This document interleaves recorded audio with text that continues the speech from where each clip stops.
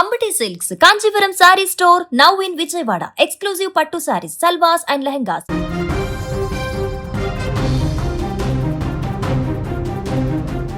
తెలంగాణలో ఒక పక్క ఫిబ్రవరి నెలలోనే ఎండలు మండుతున్నటువంటి ఈ తరుణంలో హైదరాబాద్ వాతావరణ కేంద్రం తాజాగా వర్ష సూచన ప్రకటించింది. శ్రీలంక సముద్ర తీరంలో ఏర్పడిన అల్పపీడనం ప్రభావంతో రాష్ట్రంలో మరో 2 రోజులలో అక్కడక్కడా వర్షాలు కురుస్తాయని అధికారులు చెబుతున్నారు.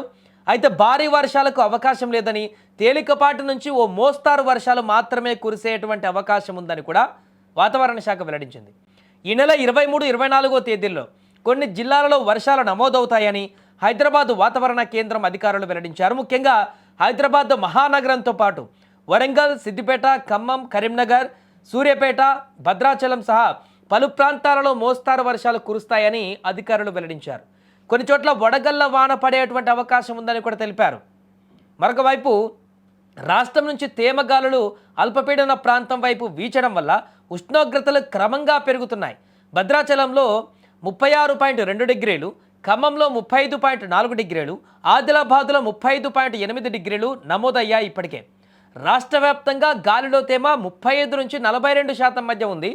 మెదక్ జిల్లాను తప్ప మిగతా అన్ని ప్రాంతాలలో కూడా వేడి తీవ్రతగా కనిపిస్తోంది. సాధారణంగా మార్చి మొదటి వారంలో ప్రారంభమయ్యేటువంటి ఎండల ప్రభావం ఈసారి ఫిబ్రవరి ఎండింగ్లోనే 2వ వారం నుంచే కనిపించింది. ఉదయం 11 గంటల నుంచి మధ్యాహ్నం 3 గంటల వరకు ఎండలు ఎక్కువగా ఉంటున్నాయి. ఆ సమయంలో బయటకు వెళ్లేందుకు ప్రజలు వెనకాడుతున్నారు.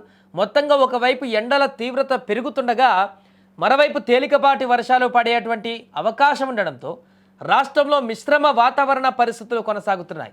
ఏదేమైనా ఒకవైపు చలికాలం పోయి ఎండాకాలం వైపు అడుగులు వేస్తున్నటువంటి ఈ తరుణంలో ఎండలు ఆల్రెడీ ప్రజలపైన ప్రతాపం చూపిస్తున్నటువంటి ఈ పరిస్థితుల్లో వర్షం పడుతుందనేటువంటి ఒక వార్త ఇప్పుడు ప్రజలను భయభ్రాంతులకు గురి చేస్తుంది. ఎందుకంటే ఇది చెడగొట్టు వర్షాలు ఉంటాయి. ముఖ్యంగా రైతులకు తీవ్ర ఆందోళన కలిగించేటువంటి వర్షాలు ఇవి.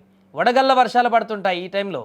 ఇది పంటలు చేతికొచ్చేటువంటి సమయంలో పడి పూర్తిగా, ముఖ్యంగా మామిడి తోటలు అయితే పువ్వులు పూత కాసి పిందలేసేటువంటి సమయంలో ఈ వడగళ్ళ వాన అనేటివి చాలా పెద్ద ప్రభావాన్ని చూపిస్తుంటాయి, నష్టాలను చూపిస్తుంటాయి.